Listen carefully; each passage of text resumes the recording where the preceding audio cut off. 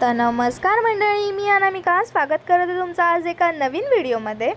तर बऱ्याच दिवसांच्या गॅपनंतर आज मी पुन्हा व्लॉग अपलोड करते आहे। सॉरी त्यासाठी, पण आज मी खूप छान असं ठिकाण तुम्हाला दाखवणार आहे। हे माझ्या मैत्रिणीचं गाव आहे, फणसगाव। माझी खूप जवळची मैत्रीण, सख्यांपेक्षा पण खूप जवळची।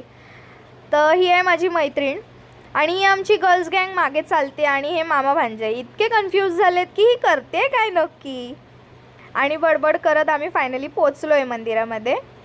मंदिर बाहेरूनच इतकं सुंदर वाटत होतं की एक्साइटमेंट खूप वाढली आणि खूप छान असं मंदिर आहे। इतकं प्रसन्न वाटतं ना तिकडे गेल्यानंतर की म्हणजे आपण असंच बसू सुद्धा शकतो त्या मंदिराच्या परिसरामध्ये। खूप शांत, म्हणजे मन शांत होऊन जातं।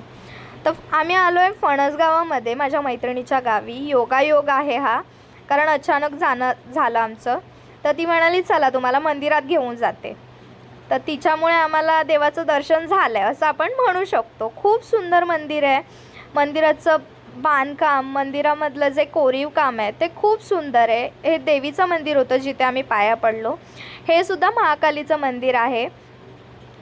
तर म्हणजे देवींच्या मूर्त्या, आतमधलं कोरीव काम खूप सुंदर, म्हणजे बघतच राहावंसं वाटतं। मूर्तीकडचं लक्ष अजिबात हटत नाही, इतकं सुंदर आहे मंदिर।